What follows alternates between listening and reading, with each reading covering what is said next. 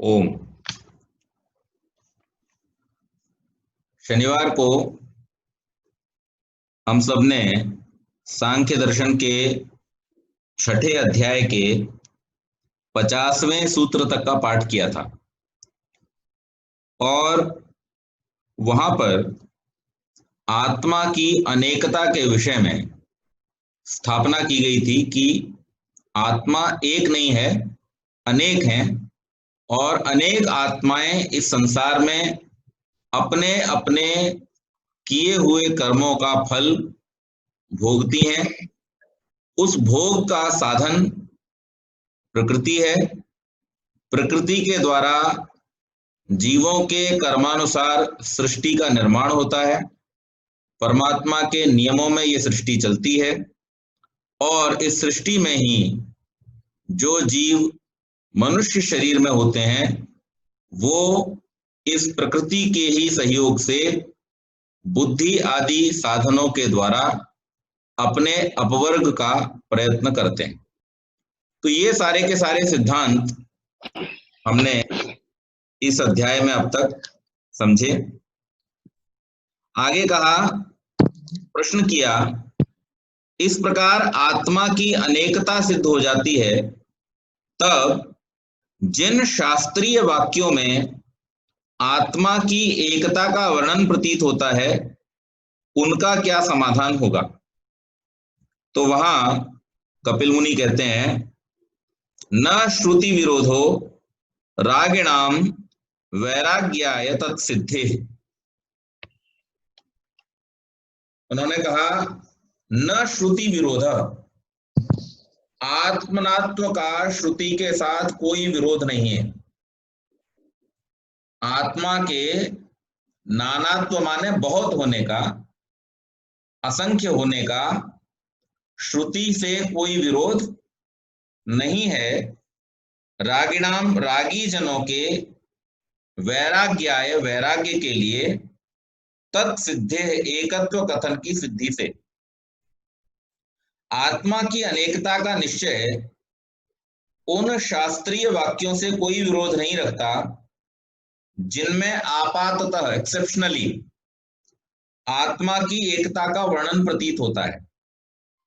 क्योंकि रागी अर्थात विषयासक्त पुरुषों में वैराग्य की भावना जागृत करने के उद्देश्य से उस प्रकार का वर्णनों का किया जाना सिद्ध होता है। एकत्व की भावना अर्थात सब कुछ आत्मा ही है, वह सत्य तत्व है, उसके अतिरिक्त सब असत्य है, इस प्रकार का आत्म वर्णन या आत्म विषयक बोध पुरुष में संसार के प्रति वैराग्य की भावना को उत्पन्न करता है, जो आत्म ज्ञान के मार्ग में सहायक होता है। जहां तहां आत्मा के एकत्व और जगत के निषेध अथवा मिथ्यात्व का वर्णन इसी आशय से किया गया है। तो यहां ये समझाने का प्रयत्न कर रहे हैं, ये बताया गया कि जहां कहां पर शास्त्रों में ये कहा भी गया है कि आत्मा ही सब कुछ है, वहां उसके नित्यत्व को समझाने के लिए, जैसे हम लोग भी व्यवहार में जब परिवार में बच्चे छोटे होते हैं और छोटे बच्चों के लिए बहुत सारे काम हैं, खेलना कूदना, खाना पीना, पढ़ना लिखना, गपशप करना, ये सब बहुत सारे कामों में बच्चे रहते हैं। तो हम वहां पर क्या कह देते हैं, अरे थोड़ा पढ़ाई कर लो एग्जाम से पहले, यही सब कुछ है। तो ये व्यवहारिक बात है, ऐसा कह दिया जाता है। इसीलिए जो व्यक्ति संसार की तरफ जो बहुत ज्यादा विषयों में डूबे हुए हैं उनको समझाने के लिए कि आत्मा ही सत्य है, ये संसार के जितने भी विषय हैं, इन विषयों से मिलने वाले जितने भी सुख हैं, ये सुख वास्तव में क्षणिक हैं, कुछ समय के लिए हैं, दीर्घकालिक नहीं है। और इस दृष्टि से अगर देखा जाए तो न नित्य है न सत्य है। वास्तव में नित्य और सत्य कौन है, वो तो आत्मा है। इसलिए इस दृष्टि से उन विषयासक्त मनुष्यों को समझाने के लिए इस प्रकार की बात शास्त्रों में कही गई है। लेकिन इस कथन का श्रुति से अर्थात वेद के उस वाक्य से कि आत्मा अनेक है, एक नहीं है, उससे किसी प्रकार से विरोध संभव नहीं है। दूसरी बात, ये उपदेश व्यक्ति को उसके व्यक्तिगत उत्थान के लिए दिया जाता है। तो जहां पर एक व्यक्ति की बात हो रही है, एक व्यक्ति से बात हो रही है, या व्यक्तिगत स्तर पर कोई सभा में बैठ करके उपदेश अगर लोगों को उपदेशक कर रहा है, तो उस उपदेशक का उद्देश्य प्रत्येक इंडिविजुअल जो व्यक्ति सामने बैठे हुए हैं, उस हर इंडिविजुअल को इंडिविजुअली ये समझाना है कि ये संसार सत्य नहीं है, सत्य और नित्य तत्व आत्मा है। इसलिए हमारी जो प्रवृत्ति है, हमारा जो प्रयास है, वो आत्मा के उत्थान के लिए होना चाहिए, न कि सांसारिक भोग विलासता की तरफ होना चाहिए। तो इस दृष्टि से भी अगर देखा जाए तो वहां पर जो बात की जा रही है वो 1 to 1 है, और 1 to 1 में एक व्यक्ति को उसके आत्मा के लिए अगर ये कहा जाता है कि तुम्हारा आत्मा ही सत्य है, वही सब कुछ है, तो वहां पर भी ये बात कहीं सिद्ध नहीं हो रही कि आत्मा पूरे विश्व में एक ही है, सब प्राणियों के अंदर एक ही है। वहां एक इंडिविजुअल के बारे में बात हो रही है, और वहां उस रूप में उसको समझाने के लिए उपदेश किया जा रहा है। वैराग्य की भावना के लिए आत्मैकत्व मात्र के वर्णन से जगत को वस्तुतः मिथ्या नहीं मानना चाहिए, अपितु वह सत्य है। इस अर्थ को स्वयं सूत्रकार स्पष्ट करता है। जगत सत्यत्वम अदुष्ट कारण जन्यत्वात् बाधका भावात्। जगत सत्यत्वम, जगत का सत्य होना निश्चित है, अदुष्ट कारण जन्यत्वात्, दोष रहित कारणों से जन्य होने से, तथा सत्य होने में बाधका भावात्, कोई बाधक प्रमाण न होने से। तो किसी भी वस्तु का सच्चा होना अर्थात उसका वास्तविक अस्तित्व उसके साधक प्रमाणों के होने और बाधक प्रमाणों के न होने पर अवलंबित रहता है। तो इसलिए प्रकृति सत्य है। जब प्रकृति सत्य है तो प्रकृति से बना हुआ ये जगत भी सत्य है, इसमें कोई दो राय नहीं है।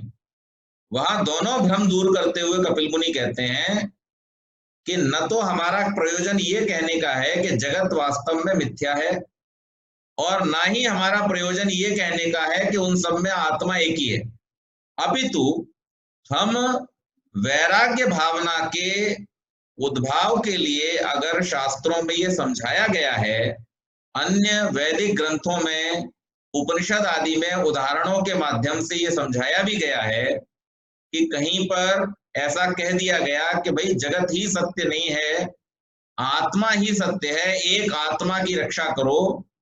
तो वहां एक आत्मा की रक्षा का मतलब ये नहीं है कि सारे संसार के प्राणियों में एक आत्मा है।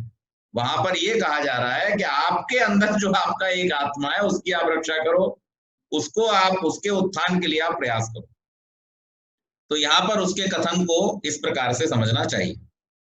फिर आगे कहा कि प्रकारांतरा संभवात सदुत्पत्ति। प्रकारांतरा संभवात, किसी अन्य प्रकार के संभव न होने से सदुत्पत्ति, सत्य से ही सत्य की उत्पत्ति होती है। दूसरी बात, कि संसार के सत्य होने में एक और प्रमाण देते हुए ऋषि कहते हैं कि भाई जब प्रकृति सत्य है तो उस सत्य प्रकृति से उत्पन्न होने वाला संसार भी सत्य है, ये मिथ्या उस दृष्टि से नहीं है। मिथ्या ये इस दृष्टि से है कि अगर आप अपने जीवन के उत्थान के लिए प्रयत्न नहीं करेंगे तो ये आपको सच्चा सुख नहीं दे पाएगा। जैसे इसको एक उदाहरण से समझें, और इसका उदाहरण ये है कि मैं किसी दर्पण के सामने खड़ा हूं। अब दर्पण सत्य है या असत्य है? तो दर्पण सत्य है। मैं सत्य हूं या असत्य हूं? तो मैं भी सत्य हूं। और दर्पण में जो मेरा प्रतिबिंब बन रहा है वो सत्य है या असत्य है? वो भी सत्य है।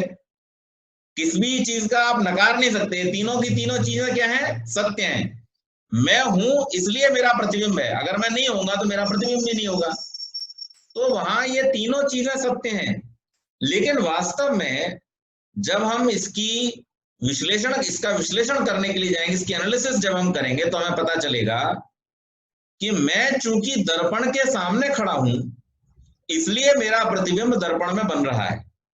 लेकिन कोई मेरे प्रतिबिंब को ही वास्तविक मान ले और मुझे छोड़ करके उस प्रतिबिंब की सेवा करने में लग जाए तो ऐसा संभव है? ऐसा संभव नहीं है। क्यों? क्योंकि वास्तव में उस प्रतिबिंब का जो अस्तित्व है वो मेरे अस्तित्व के कारण से है। इसी प्रकार से यहां यह समझाने का प्रयास किया गया है कि भाई इस जगत में जो भी भोग आप भोग रहे हो और इन भोगों में जो सुख और दुख का आप अनुभव कर रहे हो वो सब आत्मा के अस्तित्व से है। यदि इस शरीर में आत्मा न रहे तो ये शरीर किसी सुख दुख का अनुभव नहीं कर सकता है। इसलिए इन सारे के सारे सुख और दुख रूपी अनुभवों के पीछे इनका जो भोक्ता है, इनका जो उपभोग करने वाला आत्मा है, वही वास्तव में सत्य है। तो ये वहां पर समझाने का प्रयास किया गया और स्पष्ट कर दिया कि हम इस बात को बिल्कुल भी नहीं कह रहे हैं कि ये संसार असत्य है। संसार तो सत्य प्रकृति से बना है, इसलिए सत्य ही है, उसमें किसी प्रकार की शंका करनी नहीं चाहिए। फिर प्रश्न किया, आत्मा में कर्तृत्व भोक्तृत्व आदि का उत्पादन किस रूप में किया जाता है?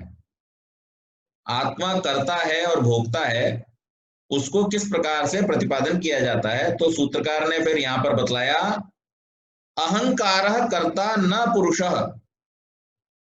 अहंकार कर्ता कर्तृत्व आदि की भावना का प्रयोजक है, न पुरुषः, केवल पुरुष नहीं। कर्ता भोक्ता सुखी दुखी आदि भावना पुरुष में अहंकार का अस्तित्व होने पर उभरती है, केवल पुरुष में नहीं।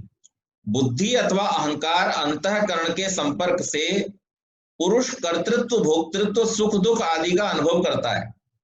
इन साधनों के अभाव में केवल पुरुष स्वानुभूति के अतिरिक्त अन्य किसी विषय का अनुभव नहीं कर सकता। वह भी केवल उस अवस्था में होता है जब उसे आत्म साक्षात्कार हो जाता है। इसलिए वह भी केवल तब होता है जब उसे आत्म साक्षात्कार हो जाता है। इसलिए केवल पुरुष में कर्तृत्व की उद्भावना नहीं की जाती। पुरुष की बद्ध अवस्था अथवा सूक्ष्म शरीर से परिवेष्टित अवस्था में कर्तृत्व मानने से आत्मा में कोई विकार आ जाता हो, ऐसी कल्पना करना सर्वथा असंगत है। जब आत्मा को भोक्ता मानने पर कोई विकार नहीं आता तो कर्ता मानने पर क्यों आएगा?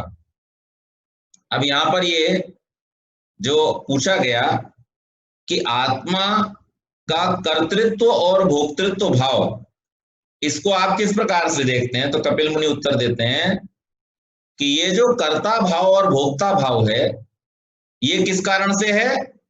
इस सूक्ष्म शरीर अर्थात इंद्रियों और अहंकार के कारण से, अंतःकरण के कारण से है।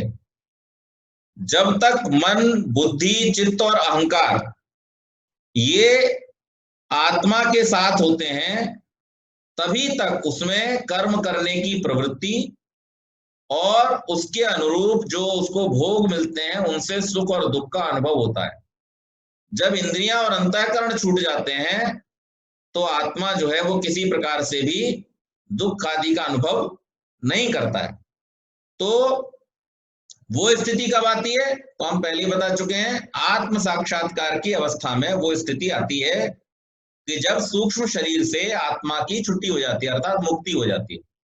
लेकिन उससे पहले जब तक ये सूक्ष्म शरीर, जिसमें कितने तत्व थे? 18 या 19, 18 सांख्य के हिसाब से, और जहां पर चित्त की सत्ता को अलग माना गया वहां पर 19, तो 5 ज्ञानेन्द्रियां, 5 कर्मेंद्रियां, 5 तन्मात्राएं और मन बुद्धि चित्त अहंकार, ये 4, इस तरीके से 19 तत्व होते हैं। सांख्य की दृष्टि से मन अहंकार और बुद्धि, ये 3, तो 18 तत्व होते हैं। तो ये सूक्ष्म शरीर जो है ये आत्मा को परिवेष्टित किए रहता है, ढके रहता है, उसके साथ में रहता है, और इसी के कारण से आत्मा सुख और दुख का अनुभव करता है। जब ये छूट जाता है तो फिर किसी प्रकार के सुख दुख का अनुभव शेष नहीं रहता। फिर ये कहा, चिदवसाना भुक्तिस तत्कर्मा जितत्वात्। चिदवसाना चेतन पर्यंत है मुक्ति भुक्ति भोग तत्कर्मार्जितत्वात्, चेतन कृत कर्मों के द्वारा अर्जित होने से। तो भोग का जो पर्यवसान चेतन पर होता है, क्योंकि वह चेतन के कर्मों से अर्जित होता है। तत्कर्माजितत्वात् पद से तत्सर्वनाम से चित्त का ग्रहण किया गया है, यानी चेतन का ग्रहण किया गया है। इससे स्पष्ट होता है कि सांख्य में फलों का भोक्ता वास्तव में कर्मों का कर्ता माना गया है। क्योंकि भोक्ता चेतन आत्मा है, तो वही कर्ता भी होगा। जो कर्म करेगा वही भोगेगा, जो करेगा ही नहीं वो भोगेगा क्या। तो इसलिए जो चेतन आत्मा जब भोग की अवस्था में अर्थात सूक्ष्म शरीर के साथ में होता है, जन्म मरण के द्वारा, इस बंधनों के द्वारा भिन्न भिन्न शरीरों को धारण कर रहा होता है, उस समय में ही वो क्या करता है, सुख और दुख का अनुभव करता है। यहां तक कि जिन अवस्थाओं का हमने वर्णन किया था, स्वर्ग आदि की जो अवस्थाएं हैं, उन स्वर्ग आदि की अवस्थाओं में भी आत्मा के साथ में सूक्ष्म शरीर रहता है। तो ये जो चांद्रमसी आदि दशाएं, जहां पर चंद्रलोक में जाकर के आत्मा केवल और केवल सुख भोगता है, वहां पर दुख का कोई स्थान नहीं है, वहां केवल सुख की सामग्री है। इसीलिए उस स्थान को स्वर्ग कहा जाता है। स्वर्ग मतलब जहां सुख विशेष की सामग्री हो। तो जब ऐसे स्वर्गिक अवस्थाओं में भी ये जीवात्मा होता है, तो उस समय वो मुक्त अवस्था में नहीं है, उस समय वो सूक्ष्म शरीर के साथ में होता है, और उस सूक्ष्म शरीर के द्वारा ही वो भिन्न भिन्न प्रकार के जो सुख हैं उनका भोग करता है। लेकिन जब आत्म साक्षात्कार हो जाता है, तो उस अवस्था में ये चेतन शरीर ये सूक्ष्म शरीर छूट जाता है, और केवल चेतन जीवात्मा जो है वो सूक्ष्म शरीर के भी बंधनों से मुक्त होकर के और दीर्घ काल तक फिर मुक्ति का आनंद, परमात्मा का आनंद भोगता है।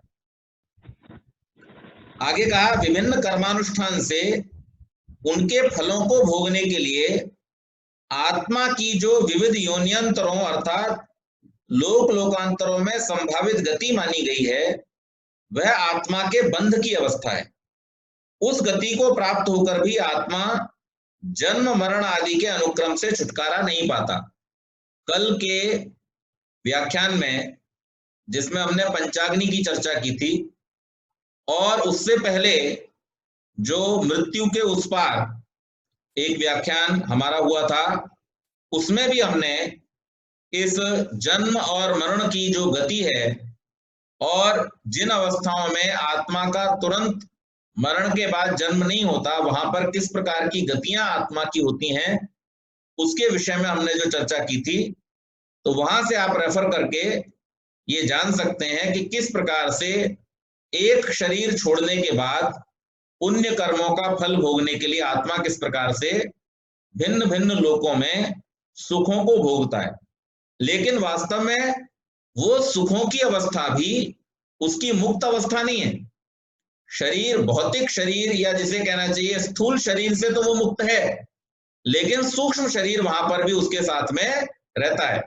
क्योंकि अगर सूक्ष्म शरीर भी छूट जाएगा तो वो मुक्ति की अवस्था हो जाएगी, और मुक्ति की अवस्था में जहां दुख का स्थान नहीं है, वहां पर सुख के लिए भी कोई स्थान नहीं रह जाता। जहां स्वर्ग की अवस्था है, वहां सूक्ष्म शरीर के साथ में आत्मा बहुत प्रकार के सुखों का उपभोग करता है। उसी को स्वर्ग आदि के नाम से जाना जाता है। यहां पर सूत्र में कहा, चंद्रादि लोके भी व्यावृत्ति निमित्त सद्भावात्। चंद्रादि लोके भी, ये जो चांद्रमसी आदि गतियां होती हैं मृत्यु के बाद में, उन लोकों के प्राप्त हो जाने पर भी आवृत्ति ही वापस आना होता है। निमित्त सद्भावात्, आवृत्ति का कारण अविवेक, अविवेक जो है वो बना रहने के कारण से। तो जब तक अविवेक बना रहता है तब तक आत्मा को इस जन्म मरण के बंधन में पड़े ही रहना होता है। भले वो स्वर्ग आदि में नाना प्रकार के सुखों का भोग करे, लेकिन उसके बावजूद भी उसका छुटकारा जो है वो नहीं होता। कर्मानुसार फलों को भोगने के लिए चंद्र आदि लोक लोकांतरों अथवा अवस्थाओं में प्राप्त हुए भी आत्माओं को उस लोक के उचित कर्म फलों को भोगने के अनंतर पुनः इस लोक में लौटकर आना होता है। क्योंकि पुनः पुनः जन्म मरण आदि के बंधन में आवृत्ति का निमित्त अविवेक अभी तक बना रहता है। प्रकृति पुरुष के विवेक द्वारा जब तक अविवेक का नाश नहीं हो जाता तब तक आत्मा इस आवर्तन के चक्र में बंधा रहता है। कर्मानुसार कर्म फलों को भोगने के लिए चाहे वो भूलोक में जन्म ले अथवा अन्य लोकांतरों में घूमता हो, लेकिन उसके इस सूक्ष्म शरीर से बंधन से छुटकारा नहीं होता। लोकांतर में निवास करने वाले किसी पुरुष के उपदेश से अविवेक का नाश होने पर पुनः इस लोक अथवा जन्मादि के चक्र में आवृत्ति न होना संभव हो सकता है। इस विषय में कपिल मुनि कहते हैं, लोकस्य नोपदेशात सिद्धि पूर्ववत, लोकस्य किसी भी लोक निवासी के न उपदेशात सिद्धि, उपदेश मात्र से विवेक की सिद्धि नहीं होती, पूर्ववत पहले लोक के समान। यानी अगर कोई ऐसा कहे, जैसा कि आजकल पाखंड किया जाता है, बहुत सारे जगहों पे आप पाखंड देखते हो, बहुत सारे ऐसे बाबा हैं, लोग हैं, धर्मोपदेशक हैं जो इस बात का दावा करते हैं कि आप हमारे पास आइए, हम आपको मुक्ति करा देंगे। तो यहां पर स्पष्ट रूप से कहा है कि सामान्य लोगों की तो बात ही क्या, जो अपने पुण्य कर्मों के फलस्वरूप चंद्रादि लोकों में विराजमान उच्च श्रेणी के आप्त लोग भी हैं, ऋषिगण भी हैं, या और श्रेष्ठ लोग भी जो हैं, उनके भी उपदेश मात्र से इसकी सिद्धि हो जाए ऐसा नहीं है। इसके लिए तो प्रयत्न करना आवश्यक है। जब तक प्रयत्न पूर्वक समाधिस्थ होकर के आत्म साक्षात्कार की अवस्था को प्राप्त नहीं होता, तब तक उसका मुक्त होना संभव नहीं है। आगे कहा, प्रश्न किया कि उस भव चक्र में कैसे छुटकारा पाया जाए। तो भव चक्र से छुटकारा पाने के लिए बतलाते हैं, पारंपर्येण तत्सिद्धौ विमुक्ति श्रुति, पारंपर्येण परंपरा से तत्सिद्धौ विवेक की सिद्धि होने पर विमुक्ति श्रुति, विमुक्ति अर्थात मोक्ष जो है उसको वेद प्रमाणित करता है। वेद कौन से प्रकार से बताता है मुक्ति को, कि अपने अभ्यास के द्वारा, वैराग्य आदि के द्वारा और पुरुषार्थ पूर्वक परंपरा से जब विवेक की सिद्धि होती है, अर्थात अविवेक का जब पूरी तरह से नाश हो जाता है, तब आपको क्या होती है, मुक्ति की प्राप्ति होती है। इस लोक जन्म या अन्य लोक जन्मांतर में आत्म संबंधी शास्त्रों के अध्ययन अथवा उपदेश के द्वारा किसी प्रकार विषयों की ओर से दृढ़ वैराग्य हो जाने पर श्रवण, मनन, निधिध्यासन आदि के अभ्यास की परंपरा से विवेक की सिद्धि हो जाती है। तब भव चक्र के बंधन से विमुक्ति संभव होती है। यह वेद शास्त्रों में बतलाया गया है। केवल फलोपभोग की भावना को लेकर लोकांतर या जन्मांतर में जाने मात्र से मुक्ति संभव नहीं है। विषयासक्ति सभी लोकों में, अवस्थाओं में अथवा जन्मांतरों में समान रूप से बंधन की अवस्था है। वेदादि में आत्मज्ञान के द्वारा मोक्ष का होना बतलाया है। और जैसा कि कहा गया, तमेव विदित्वाति मृत्युमेति, आत्मा को जान करके ही अति मृत्यु को प्राप्त कर पाता है, अर्थात मोक्ष को प्राप्त कर पाता है। तो इस प्रकार से अभ्यास और वैराग्य के द्वारा ही होना संभव है। फिर प्रश्न किया, सांख्य मत में अणु आत्मा कूटस्थ नित्य होने से साधनों के बिना गति आगति में असमर्थ रहता है, उसकी गति और फलोपभोग कैसे संभव होते हैं। तो यहां पर कपिल मुनि उसका समाधान करते हुए कहते हैं, गति श्रुतेश्च व्यापकत्वेप्युपाधि योगात् भोग देश काल लाभो व्योमवत्। ये प्रश्न ही आगे बढ़ाया कि सांख्य में अणु आत्मा कूटस्थ नित्य होने से साधनों के बिना गति आगति में असमर्थ रहता है, उसकी गति और फलोपभोग कैसे संभव होते हैं? तो यहां पर कहा गति श्रुते च, और गति श्रुति से आत्मा के व्यापकत्व अपि विविध प्रदेशों में पहुंचने वाला होने पर भी उसे भोग देश काल लाभ, भोग देश की प्राप्ति और भोग काल की प्राप्ति उपाधि योगात सहयोगियों के संपर्क से होती है, व्योमवत आकाश के समान। तो गति श्रुति से ज्ञान होने पर कि आत्मा विविध प्रदेशों में पहुंच जाने की योग्यता रखता है, उसका भोग देश अथवा भोग काल में प्राप्त होना उपाधि के सहयोग से संभव हो पाता है।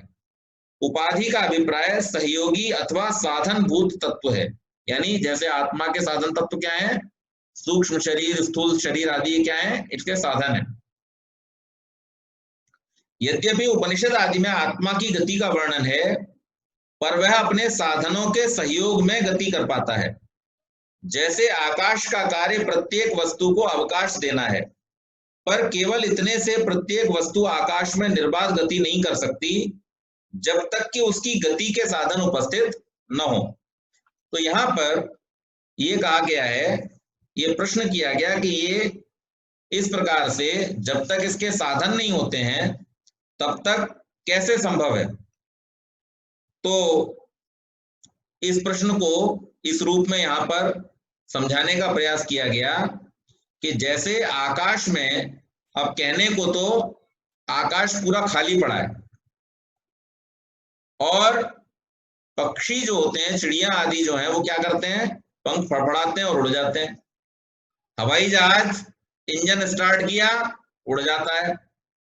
हेलीकॉप्टर इंजन चालू किया, उड़ जाता है। लेकिन हम और आप उड़ सकते हैं? हम और आप उड़ नहीं सकते। बस कार आदि उड़ सकते हैं, इंजन तो उनमें भी है, लेकिन वो उड़ नहीं सकते। कारण क्या है उसका? उसका कारण ये है कि आकाश के होने पर भी, आकाश द्वारा सुविधा दिए जाने पर भी, जब तक हमारे पास में उड़ने का साधन नहीं होगा तब तक हम उड़ नहीं सकते हैं। इसी प्रकार से जो आत्मा है वो आत्मा भी फलोपभोग आदि बिना साधनों के नहीं कर सकता। भले संसार में सब साधन उपलब्ध हैं, भले वो इधर उधर गति करने में उसको आवश्यकता के लिए किसी प्रकार का कोई रोक नहीं है, लेकिन जब तक उसके पास में उसका साधन नहीं होगा तब तक वो न फलोपभोग कर सकता है न गति कर सकता है। इस प्रकार से यहाँ पर उसका समाधान किया। फिर प्रश्न किया, पुरुष के उपभोग के लिए प्रथम जो लोक रचना की जाती है उसमें वे लोक देह जैसे पुरुष से अधिष्ठित नहीं रहते, वैसे ही भोगायतन देह भी पुरुष से अनधिष्ठित सिद्ध हुआ क्यों न माना जाए? तो उत्तर दिया, अनधिष्ठितस्य पूति भाव प्रसंगान न तत्सिद्धि। अनधिष्ठितस्य पुरुष से अनधिष्ठित देह के पूति भाव प्रसंगात सड़ जाने या बिगड़ जाने की स्थिति से न तत्सिद्धि, आत्मा से अनधिष्ठित देह की रचना संभव नहीं है। उन्होंने कहा कि जब आप कह रहे हो कि आदि सृष्टि में जो शरीर हैं वो अपने आप बन जाते हैं, तो ऐसा ही हम स्वर्ग में भी क्यों ना मान लें? तो वहां पर कहा नहीं, ऐसा नहीं मान सकते। उस समय में वो परमात्मा की व्यवस्था है कि वहां पर अमैथुनी सृष्टि होती है, लेकिन उसमें भी जीवात्मा है। और इसका प्रमाण क्या है कि जब जीवात्मा शरीर को छोड़ देता है तो वो शरीर सड़ना शुरू हो जाता है। हमने पहले भी इस बात का चर्चा की थी कि आखिर जिसे हम मृत्यु कहते हैं, उस मृत्यु के समय शरीर से ऐसा क्या निकल जाता है कि जिसके बाद इस शरीर की सारी गतिविधियां बंद हो जाती हैं और फिर इसके अंदर न कोई आवाज जाती है न इससे कोई आवाज बाहर आती है। और इतना ही नहीं, बल्कि ये शरीर जो है वो तुरंत ही विकृत होना शुरू हो जाता है। जब तक शरीर जीवित रहता है तब तक वो विकृत नहीं होता, लेकिन जैसे ही जीव निकल जाता है उस शरीर में तुरंत विकृति आना शुरू हो जाती है, सड़ांध आना, बदबू आना आदि शुरू हो जाता है। तो ऐसा क्या हो गया जिसके कारण से, तो इसके द्वारा ये सिद्धि होती है कि अंदर जो भोक्ता जीव है, उस जीव के रहते ही ये शरीर जो है साधन के रूप में काम का रहता है। जब वो जीव इसको छोड़ करके चला जाता है तो फिर ये किसी काम का नहीं रहता। इसलिए इस बात की सिद्धि होती है कि इसके अंदर भोक्ता जीव ही है, चेतन ही है। फिर प्रश्न किया, भोक्ता के अदृष्ट द्वारा भोगायतन देह का निर्माण हो जाएगा, देह के मूल उपादान शुक्र आदि में भोक्ता के अधिष्ठित होकर बैठने की क्या आवश्यकता है? तो उन्होंने उत्तर दिया, अदृष्ट द्वारा चेद संबद्धस्य तद संभवांजला दिवंकुरे, ये मिसप्रिंट हो गया यहाँ पर, अदृष्ट द्वारा चेद संबंधस्य तद संभवांजला दिवदंकुरे। अदृष्ट द्वारा आत्मा से अधिष्ठित हुए बिना यदि देह रचना मानी जाए तो असंबद्धस्य आत्मा से संबंध रहित तत्वों द्वारा तद संभवात देह रचना के प्रति कारणत्व संभव न होने से उक्त कथन संगत नहीं है। जलादिव अंकुरे, अंकुर की रचना में जल आदि के समान। जब बीज से अंकुर आदि उत्पन्न होने लगते हैं, तब बीज के साथ जलादि का संपर्क आवश्यक है। सीमित आर्द्रता और ऊष्मा आदि का बीज से संबंध न रहने पर अंकुर का जनन जिस प्रकार संभव नहीं हो पाता, इसी प्रकार बिना भोक्ता चेतन आत्मा के संबंध के केवल अदृष्ट द्वारा देह का निर्माण संभव नहीं है। पुरुष भोक्ता के पहले किए हुए धर्माधर्म का नाम अदृष्ट है।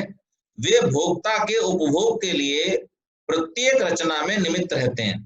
भोगायतन देह की रचना में भी वो निमित्त हैं, पर मूल उपादान से संबंध बिना उसका निमित्त होना संभव नहीं है। संबंध के लिए यह आवश्यक है कि मूल उपादान भोक्ता आत्मा से अधिष्ठित हो। इसलिए भोगायतन देह के निर्माण के लिए यह आवश्यक है कि देह के मूल उपादान शुक्राणु आदि भोक्ता आत्मा से अधिष्ठित रहें।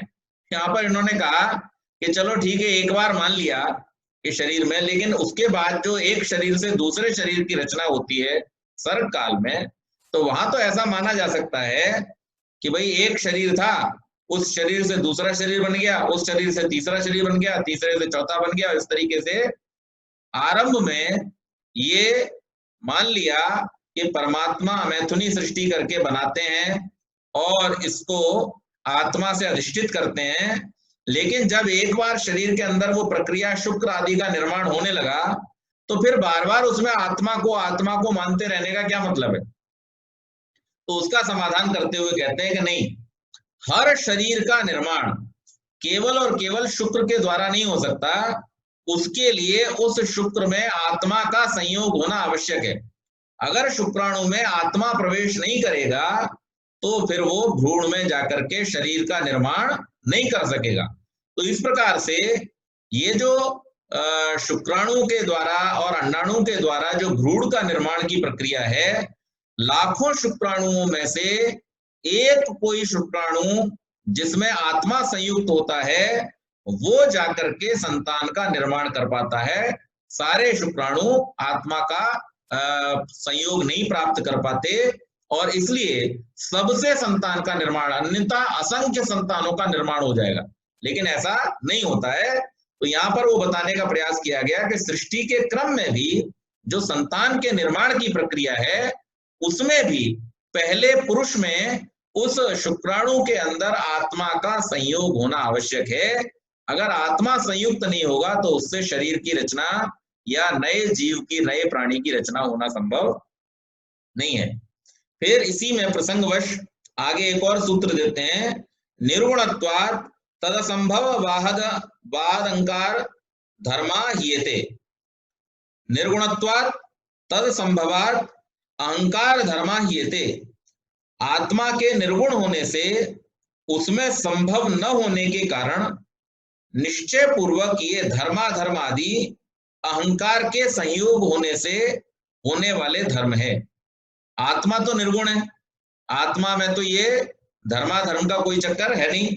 और जैसा कि पूर्व सूत्रों में इस बात को स्पष्ट किया कि ये धर्माधर्म जो है वो कहां से आते हैं, बुद्धि से, महत तत्व से इनका जन्म होता है। तो इसलिए ये जितने भी महत तत्व से उत्पन्न होने वाले धर्म अधर्म आदि अहंकार आदि हैं, इन्हीं के द्वारा ये सब आता है। आत्मा में निर्गुण होने के कारण इस प्रकार होना संभव नहीं है। अहम भावना के रहने पर उन कर्मों का अनुष्ठान हो पाता है जो धर्माधर्म आदि को प्रादुर्भाव में लाते हैं। इसलिए इन्हें अहंकार का धर्म कहा जाए तो अनुपयुक्त न होगा। सांख्य में गुण पद से सत्व रजस तमस का बोध होता है। आत्मा उनसे अतिरिक्त होने के कारण निर्गुण कहा जाता है। प्रकृति के संपर्क में आने से आत्मा वृत्ति स्वरूप होता है। बुद्धि अहंकार आदि प्राकृत तत्व आत्मा की इस स्थिति के लिए साधन होते हैं। बुद्धि आदि के संपर्क में आत्मा जीव कहलाता है। विशिष्टस्य जीवत्वमन्य व्यतिरेकात्, विशिष्टस्य बुद्धि आदि सहित आत्मा का जीवत्वम जीव होना कहा जाता है। अन्वय व्यतिरेकात्, अन्वय व्यतिरेक से, जीव बल प्राण धारणयो, इस धात्वर्थ के आधार पर व्युत्पत्ति करने से जीव का अर्थ प्राणी होता है। प्राण अंतःकरण एवं बाह्यकरण समस्त करणों की साधारण वृत्ति है। इसलिए आत्मा उसी अवस्था में जीव कहा जाता है जब वह इन कारणों के संपर्क में रहता है। ये करण सूक्ष्म शरीर के घटक होते हैं और सूक्ष्म शरीर आत्मा का एक ऐसा आविष्टन है जो उस समय तक आत्मा को आबद्ध रखता है जब तक कि उसे प्रकृति पुरुष के विवेक का साक्षात्कार न हो जाए। इस प्रकार संसार काल में यह आत्मा जीवात्मा ही बना रहता है। अन्वय व्यतिरेक से यह सिद्ध है कि सूक्ष्म शरीर से विशिष्ट आत्मा को जीव संज्ञा दी जाती है, पर साधारण व्यवहार में आत्मा और जीव पद पर्याय रूप में प्रयुक्त होते हैं। समस्त इंद्रियों का वृत्ति लाभ स्थूल देह के साथ संपर्क होने पर संभव होता है, अन्यथा नहीं।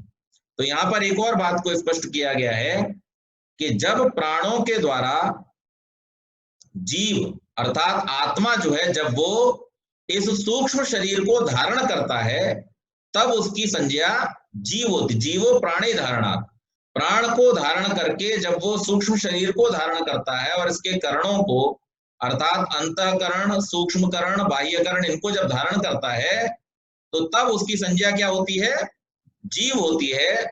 और शुद्ध रूप में जब आत्म साक्षात्कार कर लेता है तब इसकी संज्ञा क्या होती है, आत्मा होती है। फिर प्रश्न किया, लौकिक वैदिक कर्मों का अनुष्ठान तथा लौकिक वैदिक कर्मों का अनुष्ठान क्या शुद्ध आत्मा के अधीन रहता है या अन्य किसी उत्कृष्ट शक्ति के अधीन? तो यहां पर बतलाया, कपिल मुनि कहते हैं, अहंकार कर्तृधीना कार्य सिद्धिर्नेश्वराधीना प्रमाणा भावात।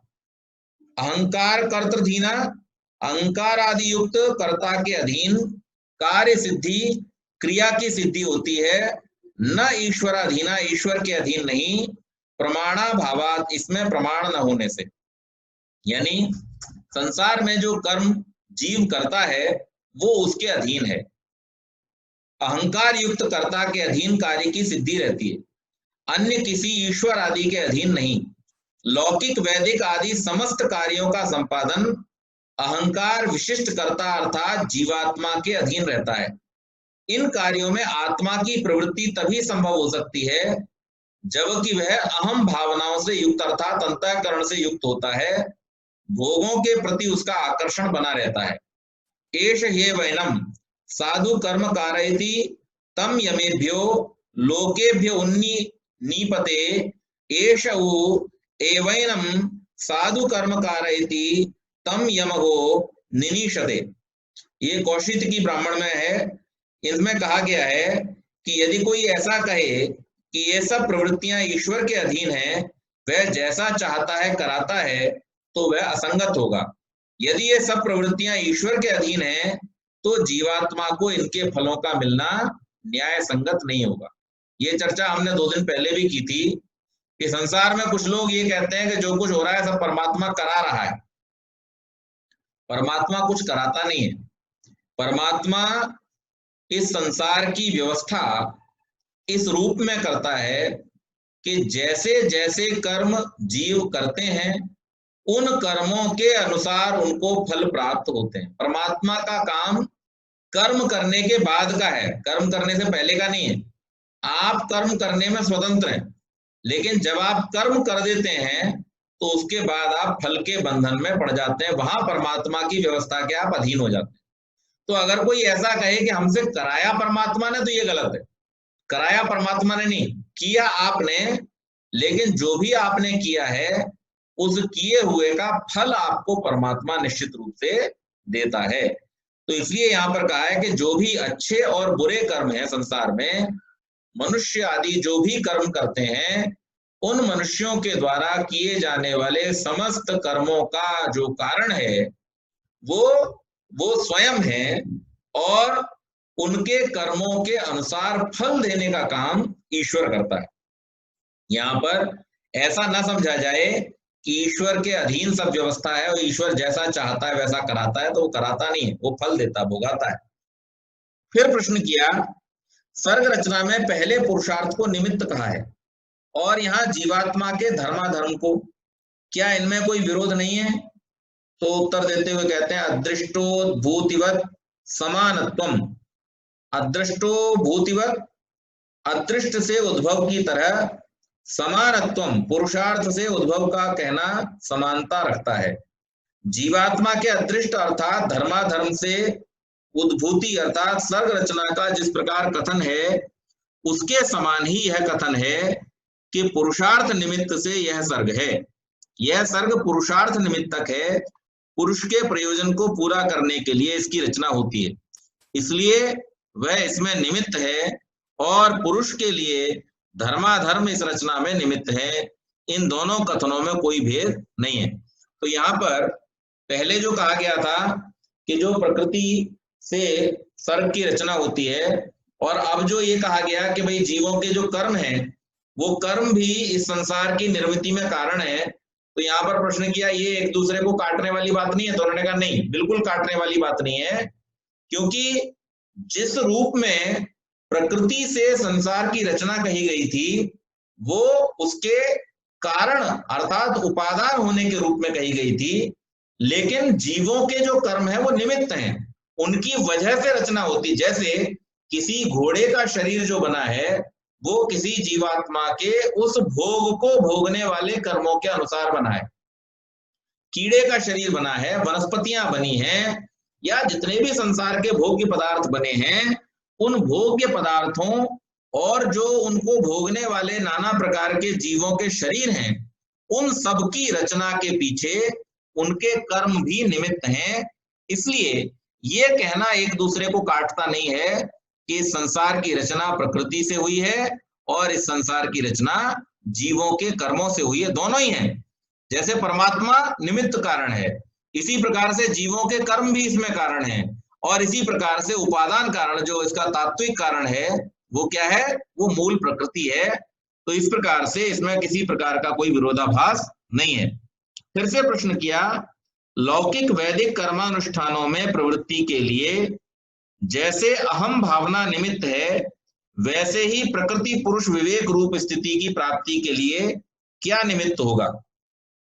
तो वहां पर उत्तर दिया, महतोन्यत, महतः शुद्ध बुद्धि तत्व से अन्यत, अन्य प्रकृति पुरुष विवेक ज्ञान होता है। लौकिक वैदिक कर्मों से अन्य विलक्षण जो यह प्रकृति पुरुष विवेक की स्थिति है, वह महत शुद्ध सत्व में अत्यंत सूक्ष्म बुद्धि तत्व से प्राप्त होती है। अभिप्राय यह है कि प्रकृति पुरुष विवेक का निमित्त शुद्ध बुद्धि तत्व है, जो उत्कट वैराग्य और जन्म जन्मांतर के अभ्यास द्वारा मलादि दोष रहित कर लिया गया है।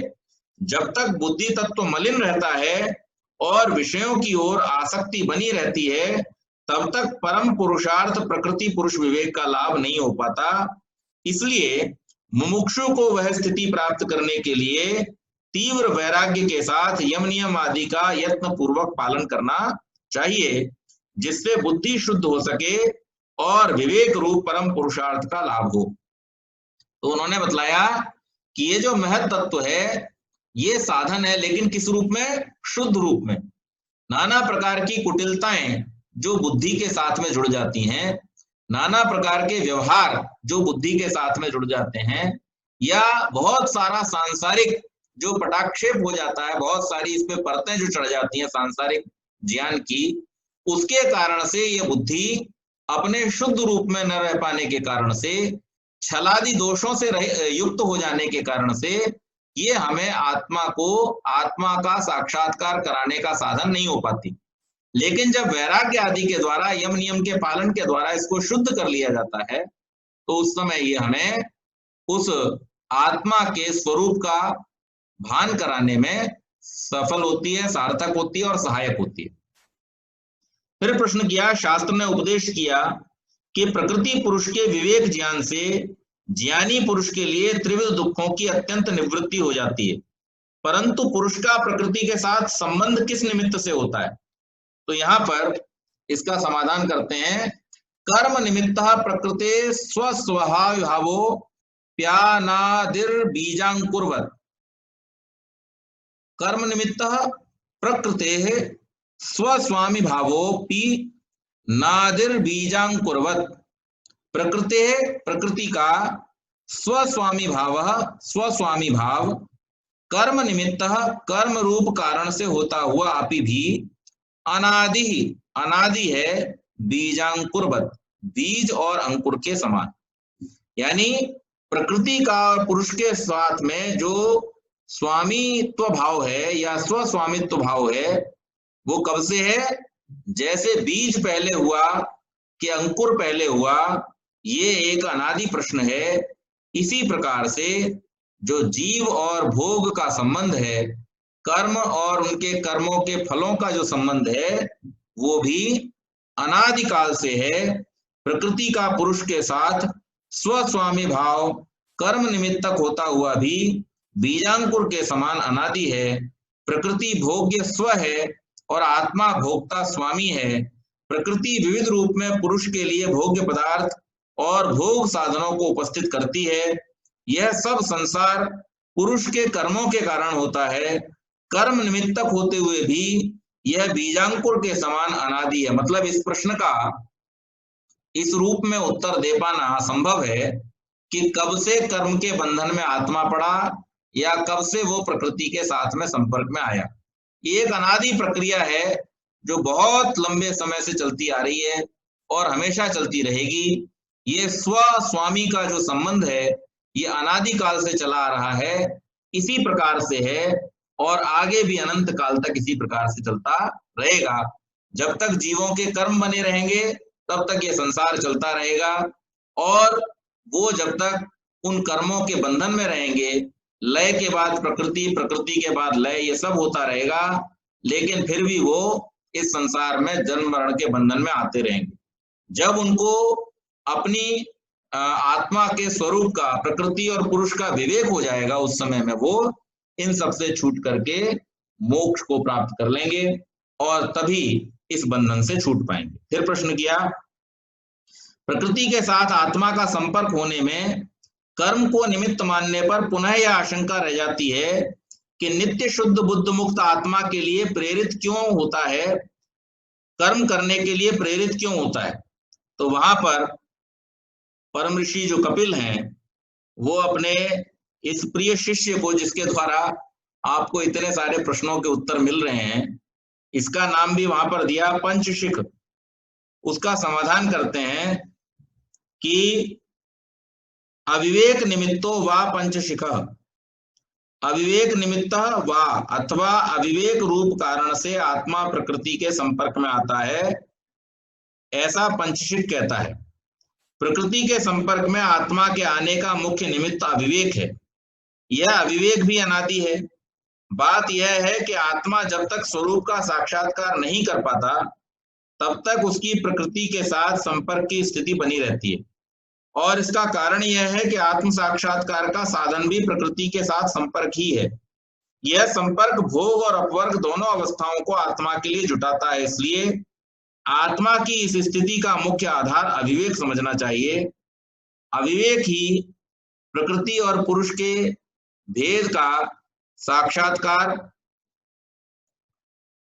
असाक्षात्कार अर्थात साक्षात्कार का न होना, यह स्थिति पुरुष को विविध कर्मों के लिए प्रेरित करती है और वह इस प्रवाह में बहता चला जाता है। इस प्रवाह का विश्राम स्थल विवेक अथवा आत्मज्ञान है।